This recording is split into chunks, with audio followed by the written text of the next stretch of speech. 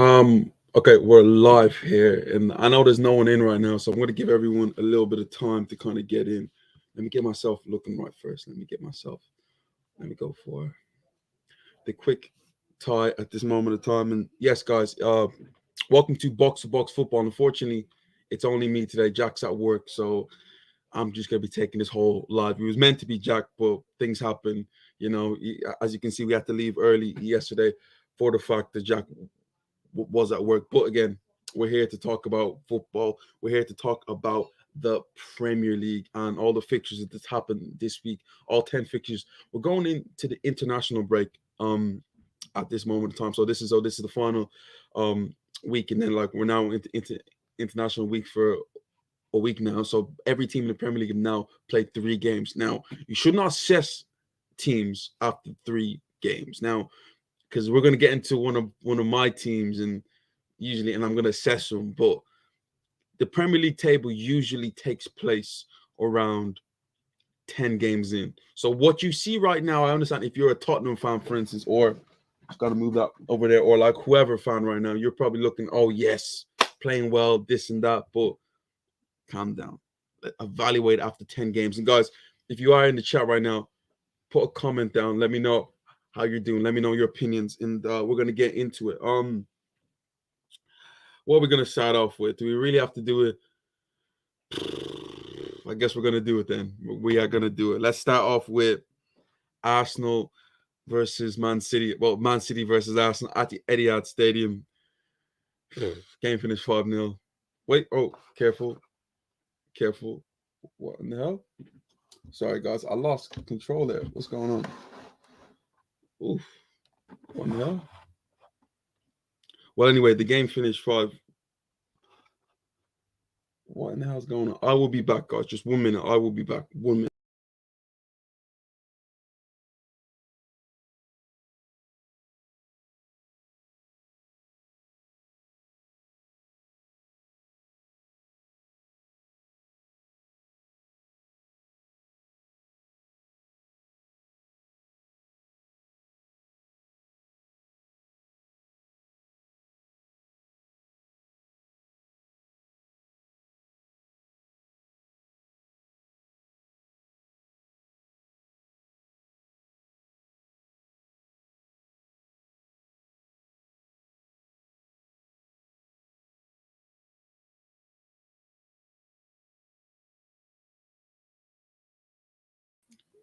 Oh, sorry, guys.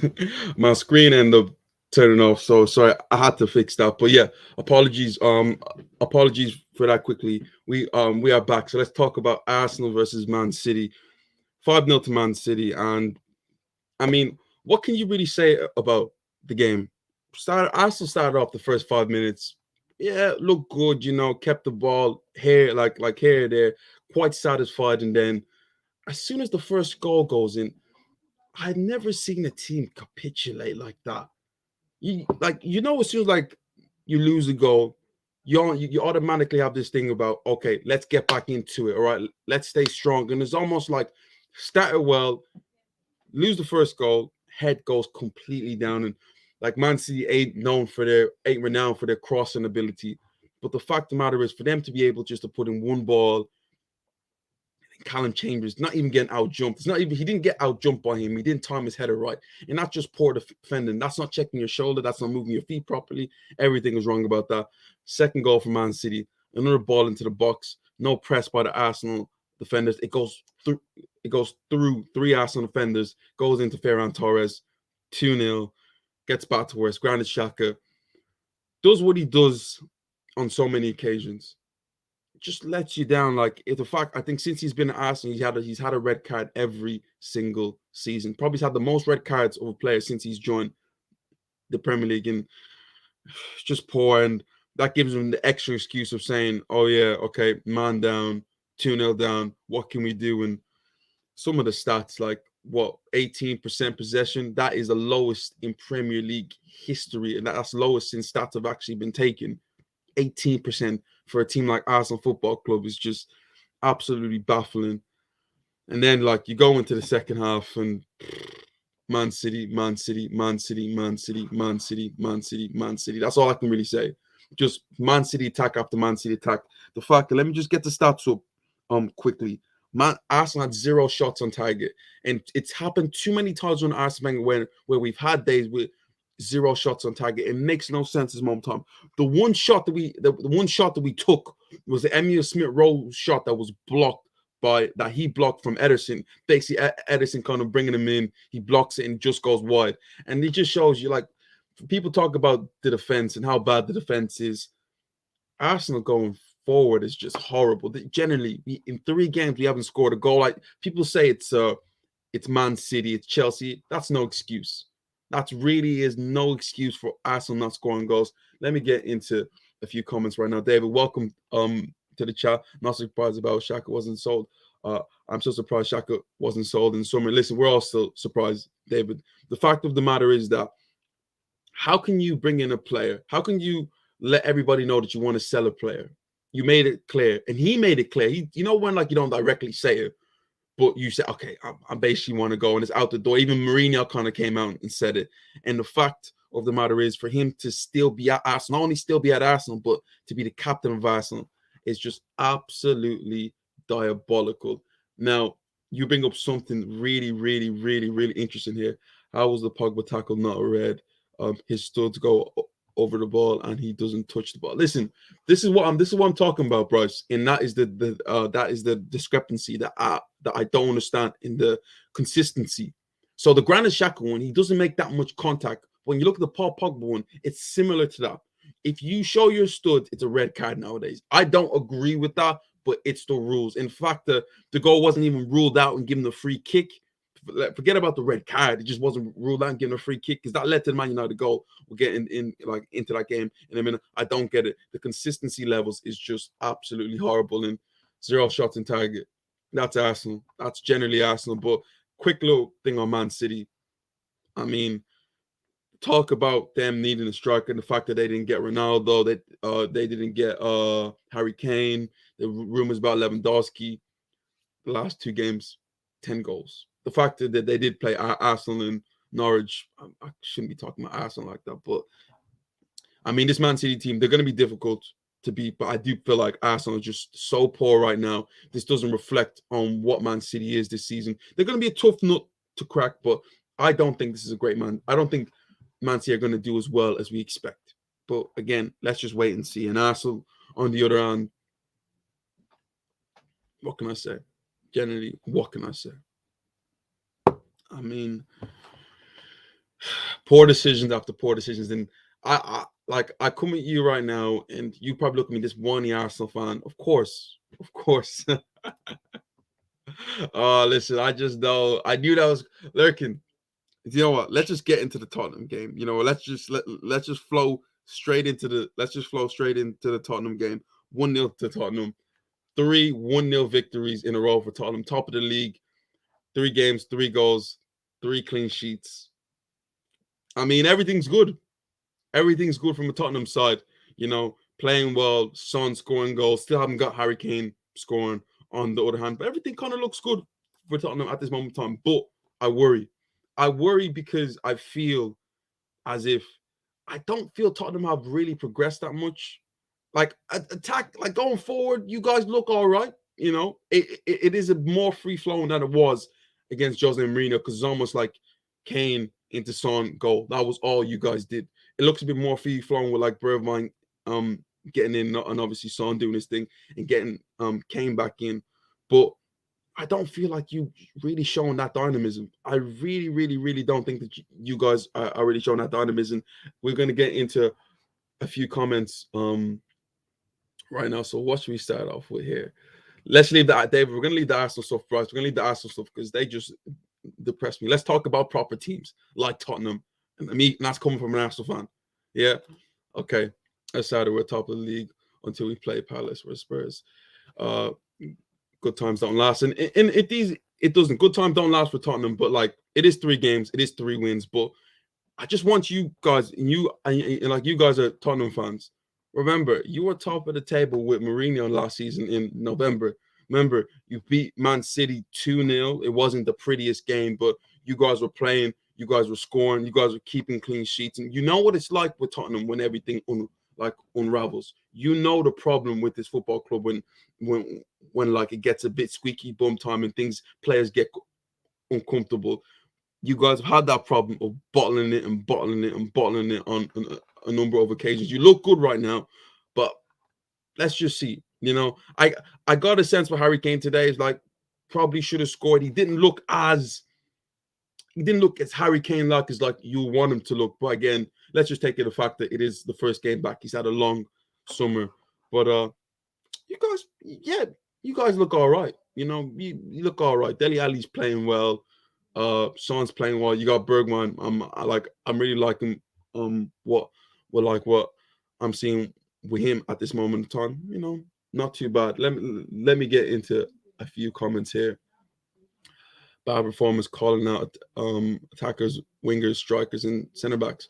I'm guessing that's for the Arsenal game. We're gonna try to avoid the Arsenal game as possible. Let me see right now. So by David, honestly, you are correct. We still haven't really progressed yet. Winks is so much better than Skip. Don't know why he doesn't start. Now, to be fair, Winks is probably a better player than Skip. I don't doubt that, but is it me? But do you not feel like the Winks experiment with Tottenham is kind of like died a little bit? Because I look at Harry Winks, he's been there, like he's had good times, but is he really going to take you to that next step? I don't think Skip either, but like you'd rather go for the fresh face and go for someone that you've seen all this time and hasn't really progressed as much. You've had 3 managers under him and you haven't seen that much improvement from Harry Winks yet, but again, you might just have him to Watford because Sissoko. It was weird also, guys, seeing Sissoko in a Watford shirt. The yellow just looked a bit, weird. But Jack, we miss you, Jack. We really do miss you. So let me see. From Lurkin, I agree. You're gonna still Spurs it up, but I don't know. It's uncomfortable. Like, to me, just look at the league right now and just see Tottenham. I don't like to do this. Let me just pull up the league table at this moment of time. I really don't like to bring up the league table. So let me think right now. Tottenham top of the table, 3 wins from 3, and then you look back down. Arsenal bottom of the table, 3 losses from 3. Man, North London it's always going to be red. That's all I'm going to say. North London will always be red. Until Tottenham wins something, I don't want to hear nothing from you guys because, it is Tottenham. But again, let's move on to the next game now, guys. And let's talk about the biggest fixture of the weekend. That was Liverpool versus Chelsea. The game finished. Yes, Sammy, welcome. But yeah, guys, the game finished 1-0. And it was quite interesting. To be fair, I feel like if you're Chelsea, you're absolutely delighted with that point, and like we'll get into like their performance, definitely. But I think the first thing that we all want to bring up from this game is that VAR decision. I don't know how you guys feel about the handball decision that end up seeing Reece James getting sent off, but ultimately, from the letter of the law, it's a straight red. I don't like the rule. I don't think he kind of deliberately tried to stop the ball from going in, but he is stopping a goal scoring opportunity, And technically, like, he could have moved his hand out the way, but the letter of the law tells me that is a red card in that situation. I know Chelsea, they were an uproar. And I felt looking at the whole situation for Chelsea that was a situation created by themselves because they got the ball cleared in the first place, and I think it was Marcus Alonso who jumped up in the like in the air while Mendy was about to catch it, and that just brought complete absolute melee. And Brad, listen, Tottenham fans, I'm sick of you guys. I'm not gonna lie. Welcome to the chat, Brad. I'm sick of you guys, but it caused complete melee. But at the end of the day, guys, it was a red card. And I think, David, agrees me like with me there. The only people are going to disagree with you about that is Chelsea fans and people who don't really understand the game. The one that I kind of compare it to, and yes, it isn't similar, but at the end of the day, it is still the same act. Like it was the Luis Suarez one. Yes, he deliberately stopped it like off the line, but at the end of the day, when you look at it, let's not look at the gray area here. It's black and white in this situation. They both stopped a goal scoring opportunity. The ball was heading into the back of net, hence red card. But the one credit that I need to give after the red card and obviously the ball going in from Mo Salah scoring from the penalty was Chelsea and the character that they showed. Because the first thing in my head was seeing all the players gather up. Chelsea fans, Chelsea players were in absolute array, pointing fingers at the referee. Liverpool players, I think Henderson was trying to square up to Lukaku, and I'm thinking, that's really Lukaku. You get smacked up big time in that situation. But Chelsea showed such a strong mentality to not just stay in the game, but really in the second half, not give Liverpool anything. Because name me like a big opportunity that Liverpool had in the second half. They were just long shots from distance. I remember Salah one, Henderson one that took a deflection, a Van Dijk one. Comfortable save, some tough saves there too. But Chelsea, they had so much control, and that's just down to a team right now who you can clearly say that they're mentally ready for a race. Because think about this right now. Let me just paint this scenario, all right? You lose a man, you lose a goal at the same time. It's at Anfield. You're going against a cup in the second half. And for them to stay where they are with that grit and that determination and not give much. And in that situation, to be fair, they went over to the other hand and Lukaku had a few chances. They had a few chances to nick it at the same time. I felt that was one of the best away performances I've seen from a long time from the point of view of a team getting a man sent off. And I look at that Chelsea performance and I look at what Arsenal have done with equal players on the field at times, and it's just different mentalities at this moment in time, completely different mentalities at this moment in time. David right now Liverpool failed to take advantage of the game big time. And I really want to speak about Liverpool and the problems with them at this moment of time, David, because it looks cool. Yeah.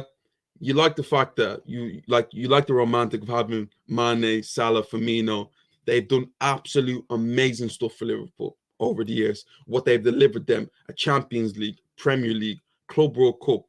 But I look at this from the point of view from Liverpool is that they're getting a little bit stale.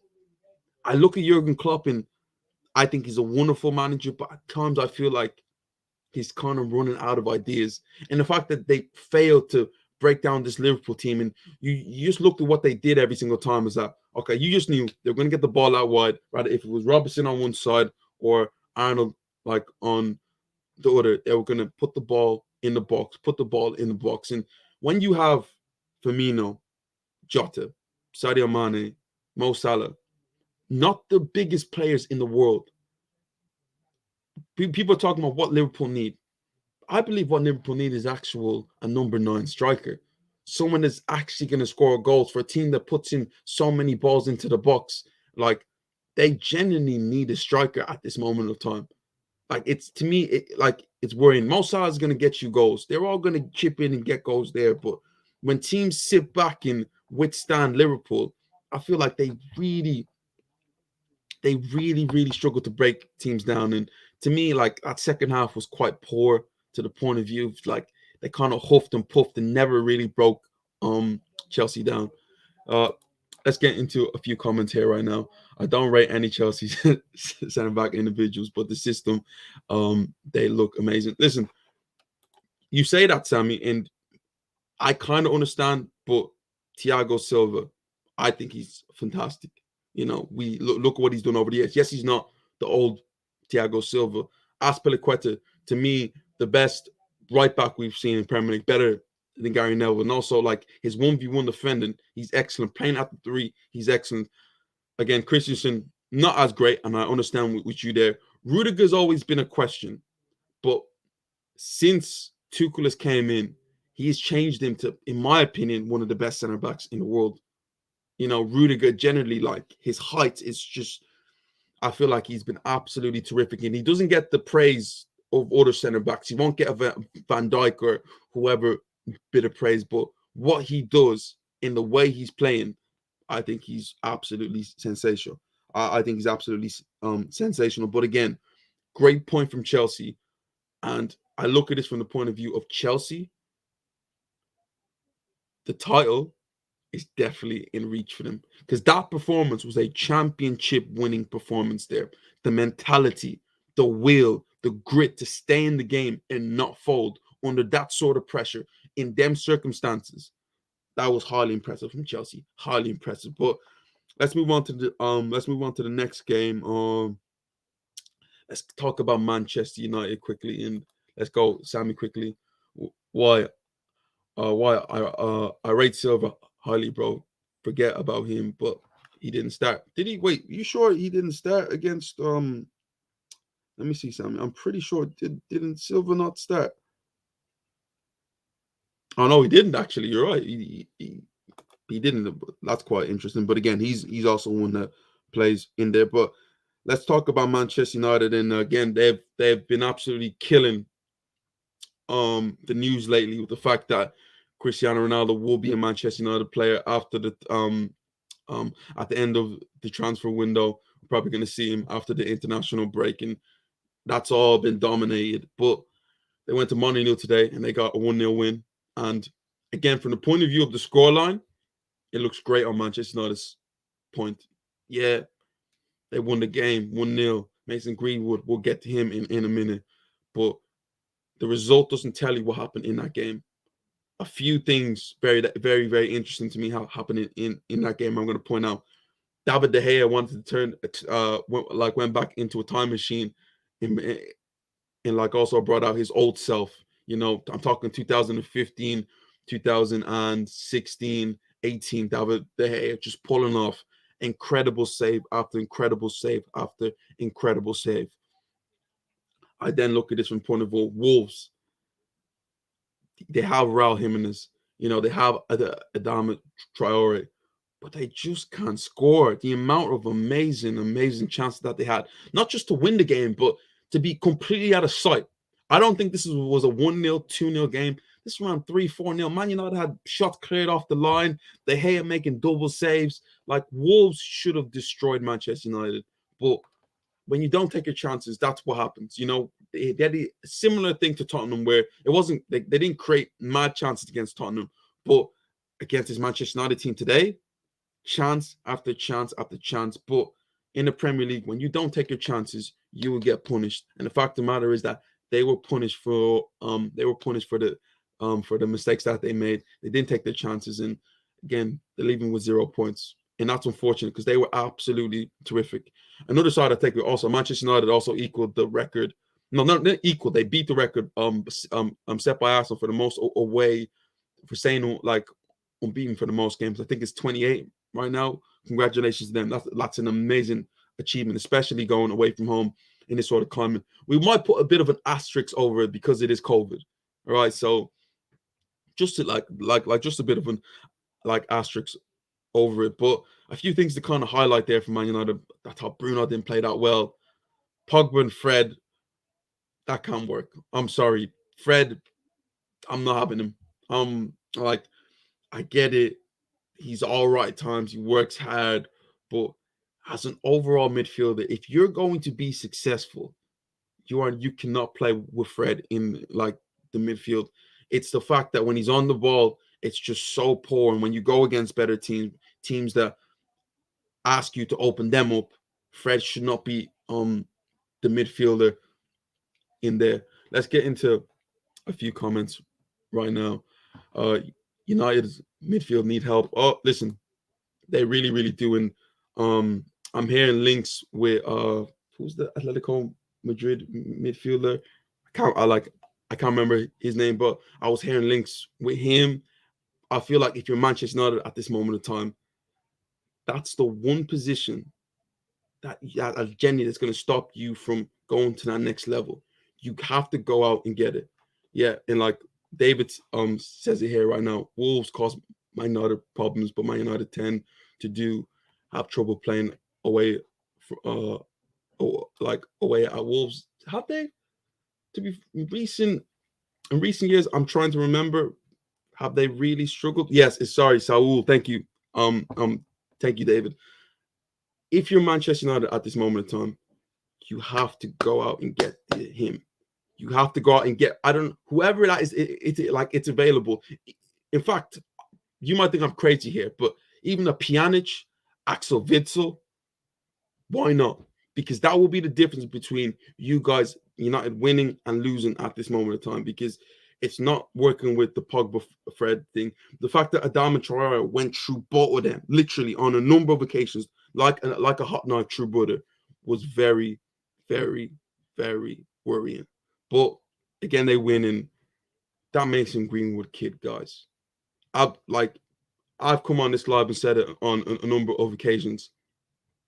The fact that you look at Mason Greenwood, and I look at his ceiling as a football player, and I look at the rest of the English young core point of view of your Phil Fodens, your Bukayo Sakas, his ceiling is genuinely the highest out of all of them, every single one of them, because what he does and his talent with his finishing ability takes him to a level that I don't think a lot of people can reach.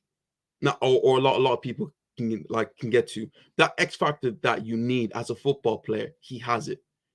When he gets in to goal, it's two things for me. It's the fact that he's not scared to miss, so he will keep on taking chances. But also, when he gets into them opportunities, how ice cold he can be. And you see this from young age football players, even Sterling when he first started, Saka now, Vinicius for Real Madrid, for Sammy. You see this with young players when they get into the final third, when they have to make the decision. Are they cold-hearted killers? Are they lethal? As David mentioned here, no. But Greenwood has that already, and people are comparing him to Van Persie and whatever. Generally, he could be whatever he wants to be. This might be completely out of the realm, and you might think I'm tripping here, but Wayne Rooney's all-time leading goal scoring record, if Mason Greenwood gets his head down, that might be inside. It just might be because think about it. I'm not sure how many. I think he got like 15 last season. He got the most as a youngster since Wayne Rooney. And think about Wayne Rooney, he was never the main striker at Man United. Always drop back and play center mid, play center like out wide. And Greenwood will do that at a time, but ultimately he will take up the striking position and be Manchester United striker for a long period of time. That record, in my opinion, that's still inside. That is definitely still inside. Do you see Greenwood as a 9 or a right winger? To me, he's a striker, but I feel like you look at modern day strikers, they're not just nines. They're not just nines now. They're very versatile. They can play in a number of positions, and I feel Greenwood is such a phenomenal football player is that he can play out wide when he needs to. He can drop in he can drop in and even play at 10. He can he can play like both flanks. Like you seen the goal that he scored for against Leeds coming off the left, and like the goal he scored today coming off the right. He can do it both ways. But to me, he's a 9, but he's a versatile 9, and that just makes him just even more lethal. And Man United, a win for them. That's all I'm gonna say. And also, Jadon Sancho didn't look that great. But the one thing I'm gonna say about Jadon Sancho at this moment of time is give him time. Generally, I'm seeing a lot of people, especially on Twitter, clown him on him, saying he's not ready for the Premier League. All that, all this sort of palaver. He's a top player. He will be a top player for years to come. And actually, what David mentioned here? How did you think Sancho did today? And yeah, listen, David, you've seen it. Like he wasn't comfortable. He wasn't taking on players. I don't think I remember him like taking on anyone in the final third, beating anyone in anything significant like that. It wasn't nice. It wasn't great for him. But it's the first game, and the season is like still early. The fact that players aren't even fit. Kane isn't fit. De Bruyne, we haven't seen him play. Look at where Arsenal are at right now. Sancho, give him a little bit of time to adapt. Don't worry, he will come good. You know, um, yeah. Let me just run through a few fixtures right now before we end this. So today's game that I didn't speak about was Burnley versus Leeds, 1-1 there. I didn't really watch the game. Had Bean Sports in the back, so they kind of showed the goals, but I didn't really watch the game. Aston Villa, and let me talk about the games from yesterday. Aston Villa, Brentford, 1-1. Again, Brighton, Everton, 2-0 Everton. And Everton are a team that I've completely like writ them off from the point of view of can they challenge at the top? Because to me, I just don't believe in Everton anymore. I careful. I just genuinely hate to say it. I don't believe in Everton anymore to the point of view of like they can challenge. But for Rafa Benitez at this moment of time, you're looking at it, it's looking good. You know, not bad. Like not bad for them. Newcastle, Southampton 2-2. Southampton getting a last minute penalty. James Ward-Prowse, as he does, tucking the ball away. Norwich, Leicester, 2-1 Leicester. Norwich still looking for their first win. And it just seems like if you're going to pick a team to get relegated right now, I think Norwich are genuinely your first pick. You know, West Ham, Crystal Palace, 2-2. Conor Gallagher, guys, baller.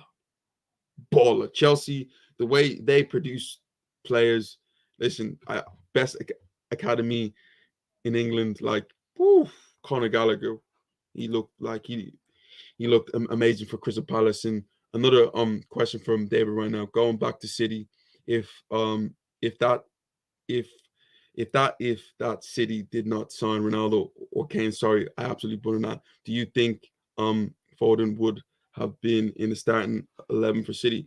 Um, wait, I don't really understand that. What are you saying there? If City did sign? Oh. Do I think Foden would have played? If David, it's a weird thing with me with Man City because bar Kevin De Bruyne, I don't think there is any attacking player that's guaranteed a place in that Man City team. Not Riyad Mahrez, not Phil Foden, not Sterling, not Jack Grealish. The only one that's guaranteed a place in that team is Kevin De Bruyne. Everyone else is still up for grabs. I remember, like me and Jack did a video looking at the starting 11, and we usually would pick a team, but with Guardiola's mind, it's like if you're performing, he picks you. I don't think Phil Foden walks into this team when he's fit because the talent is so immense. You know, it's seriously so immense. So I don't think Foden. I don't think Foden starts when like I don't think he starts because there's so much competition. I don't think no one's guaranteed a starting place by Kevin De Bruyne and a Gundogan. Even like Bernardo Silva, someone as talented as Bernardo Silva can't get into a Man City team on a consistent basis, you know. So quick one from Sammy right now. Mbappe brace. I wonder if he is coming. Listen, this Mbappe thing is a bit weird, but I can understand where PSG is coming from. I really do think that he's going to be a Real Madrid player. You can't not afford to let Mbappe go for free. Like, let's just be truthfully honest here. I do understand you want to keep your pride. You want to show that you're the boss. You want to show that you're the team, but you're gonna have to bite the bullet at a time and let the guy go. 180 million euros. Again, if I was them, I would do my best and hold out for 200. But if they can't get it, you take that 180 and then you leave it there because to lose Mbappe on a free would be even worse. And I think the president has made it clear that they will not be losing Mbappe for on a free. So I don't know how this whole thing's going to work at this moment time.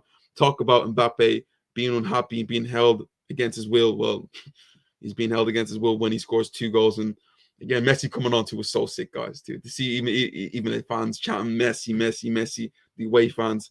It just showed you the power of Messi at this moment in time. So another comment from David right now. West Ham's Antonio. Do you think he will be the surprise player of the season?